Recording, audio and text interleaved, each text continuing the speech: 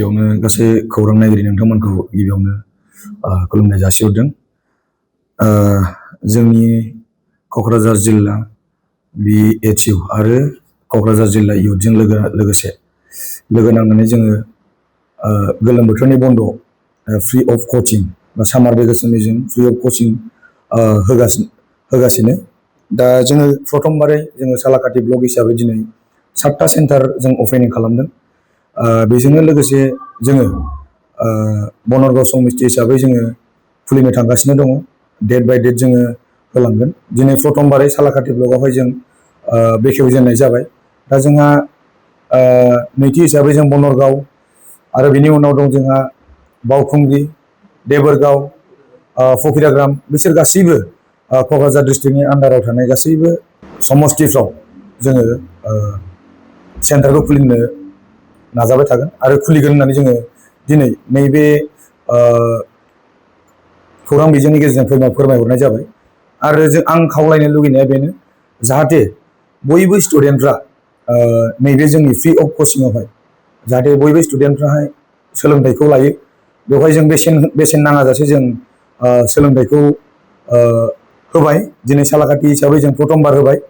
बेनि उनाव जोङो होलांबाय थागोन आरो माखासे थि आरो टाइमफ्रा डेटफ्रा जोंना मिलायैनि थाखायहाय जोङो माखासे समस्तिफ्रावहाय जोङो लानो हाथ'नाय जायाखै। जोङो फारि फारि जोङो नैथि हिसाबै बनरगावखौनो लादों। बनरगावआ नैथि हिसाबै जों फैगौ नैबे 6 तारिख समबार बारायखालि जों अपेनिं खालामगोन होननानै खौरां बिजोंनि गेजेरजों फोरमायनाय जाबाय। गोजोन्थों। जोंहा आंनिनो जोंनि BSUनि क'क्राझार डिस्ट्रिक्ट BSUनि जोंना जेनेरेल सेक्रेटारिया नोंथांमोनखौ खोन्थालांखाबाय जे जोंहा फ्रि कचिं केम्पआ सोलिगासिनो दङ आरो जोंहा डेट बाय डेट सोलिलांबाय थागोन। दा आङो बेखौनो एड खालामनो नागिरदों दे जोंहा मा साबजेक्टखौ जों लादों फ्रि कचिंआव। दा जेरै जोंहा क्लास हिसाबै 9, 10, 11, 12बो दङ। दा बे हिसाबै जोङो क्लास 10 आरो 9खौ जोङो जेरै मेथ्स, साइन्स, इंलिस आरो ससियेल साइन्स बे मोनब्रै जों साबजेक्टखौ लादों मेजर साबजेक्टखौ, जाहाथे गथ'फोरा मेट्रिक साबजेक्टफ्राव मेट्रिक उथ्रिसारनायाव एसे मोजाङै उथ्रिसारनो हायो। बे हिसाबै आरो स्किल डेभेलपमेन्टनि थाखाय जों माखासे जों कचिंखौबो होदों। आरो बिनि उनाव जोंहा क्लास 11, 12आव जेरै साइन्सआव जोंहा मेथ्स, फिजिक्स, केमेस्ट्रि, बाय'लजि जों बेफोरखौ लादों। आरो जोंहा आर्ट्सआव जेरै जोंहा पलिटिकेल साइन्स, इडुकेसन, जोंहा इक'नमिक्स बेफोरबायदि साबजेक्टखौ जोङो कचिं होगासिनो दङ। दा आङो बयखौबो जोंनि आदै मादैमोनखौ आं बेखौनो खावलायनो सानो दे नोंथांमोननि गथ'फोरखौ जाहाथे बे गरम बन्द'आव ओरैनो न'आव दोनालासिनो जाहाथे जोङो जा जोंनि समस्तियाव सेन्टार दङ बेहाय कन्टेक्ट खालामनानै गथ'फोरखौ थिनहरो। हार्डलि 1 घन्टा 2 घन्टा क्लास खालामगोन। बेयो जोंनि थाखाय खथि नङा। जा बेहाय बिसोरो स्किल डेभेलपमेन्टखौ सोलोंनो मोनगोन, गावसिनि डाउटफोरखौ क्लियार खालामनो हागोन। जोंहा इडुकेसन मास्टारफोर, बिराद इडुकेटेड मास्टारफोर, जोंहा क्वालिफाइड मास्टारफोर लानानै जों कचिं केम्पखौ सोलिहोगासिनो दङ। दा आङो बयखौबो जोंनि रायजो राजाखौ खावलायनो सानो दे जोंनि फ्रि कचिं केम्पआव जाहाथे बयबो जोंनि इयुन जोलैया जोंनि इउथ्सफ्रा थांनानै कचिंखौ लाहैयो।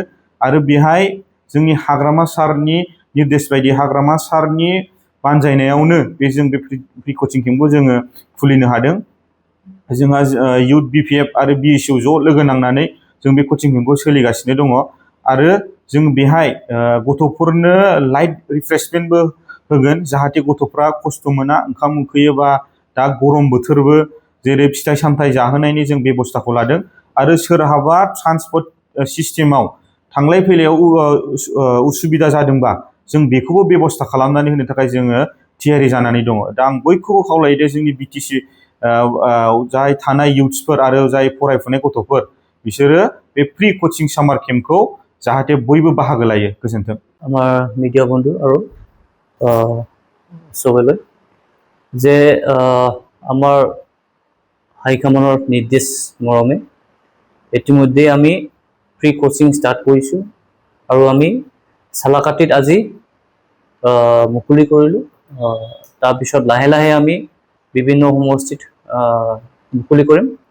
গতিকে ইয়াত আমি অনুৰোধ কৰিব বিচাৰোঁ যে যিমানখিনি ষ্টুডেণ্টছবিলাক আছে, যিসকলে গম পোৱা নাই, তেখেতসকলক আমি অনুৰোধ কৰোঁ যে নিজৰ সমষ্টিত আমাৰ BSUৰ লিডাৰবিলাক আছে, ইউথৰ আছে, গতিকে তেখেতসকলৰ লগত যোগাযোগ কৰি যে এই ফ্ৰী কোচিংখন পাবলৈ সক্ষম হয়। আৰু লগতে ক'ব বিচাৰোঁ যে আমাৰ যিহেতু ফ্ৰী কোচিং, এই ফ্ৰী কোচিংখন ক্লাছ 9, 10, 11, 12 সেই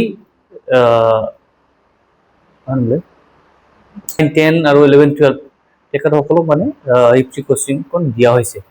গতিকে যিমানখিনি ষ্টুডেণ্টবিলাক আছে, গতিকে অলপ যোগাযোগ কৰক যিসকলে গম পোৱা নাই।